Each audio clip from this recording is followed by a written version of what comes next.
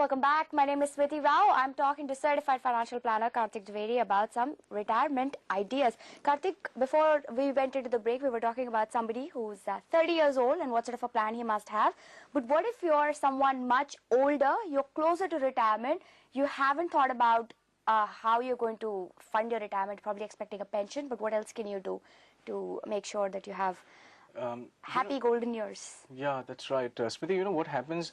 Most of these people who get, let's say, either a voluntary retirement or are close to retirement and things like that. See, that time the amount of money they have is also sizable.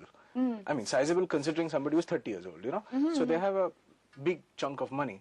So they have their own ideologies, you know, which is, let me put this money into an annuity plan of LIC, for example. Somebody would think, let me put this money into a real estate and, you know, let me earn some rental out of it so I have a steady rental income.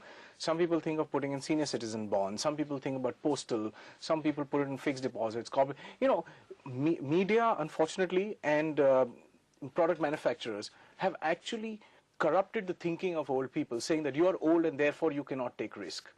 You know, and all these formulas like 100 minus your age should be equity. But let me give you an example. If somebody was to do a voluntary retirement, or let's say retired, I mean a common Indian person working in some company for a number of years, say you have 30 lakhs.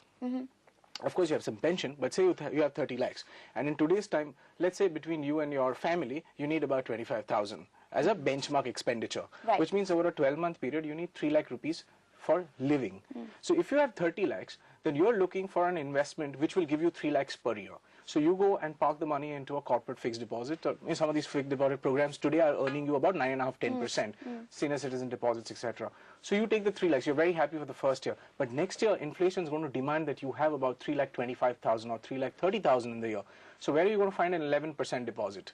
The year after that, it's going to be higher, and the story continues for all the way. And with science and technology advancing, quite likely that you will live till 80, 85.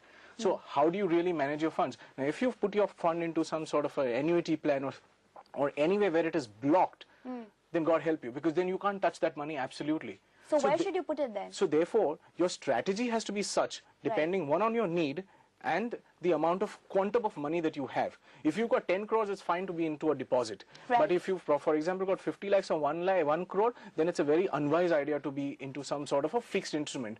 You want your money to be flexible, liquid. You can choose between a whole portfolio of bond funds through a mutual fund. Part of your portfolio must be in equity if you're running short of the amount of money that you need as a support. You see, because you're not going to consume all the money on day one. You're going to consume this money over the next 20, 30 years, which is about 4 or 5 business cycles. So, you know, 30%, 40% money, depending on your need, is into equity, nothing wrong with it. You see, because at every month, you will have to eat into a little bit of your principal, and a lot of that is profits or interest. And then at the end of it, try and leave the same amount of money back for your beneficiaries. Right, that's great, Karthik. Also, I want to ask you about specific products before I move on. For people in the lower tax brackets, what do you make of post office monthly income schemes? See, if you're at the lower tax bracket, post office monthly income, you can only put 6 lakhs at the most between as a joint account. You can't go more than that. So that's an option to consider. But like I said, it all depends on how much money you have and what is your need.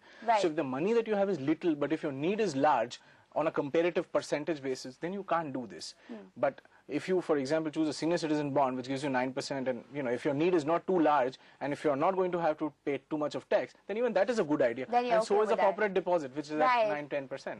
And the scheduled bank fixed deposit? I don't think these days you should look at fixed deposit, because you have better options. So they're at about 6% ruling right now, but you can get 9–10% also. And that you might be able to lock in for the next 1 or 2 years. Okay, all right, Karthik, we're completely out of time. This was a very enlightening discussion. Karthik Dwivedi was our certified financial planner. He was sharing some ideas about retirement. Remember, you can catch all of these videos on our website. That's utvmoney.com. And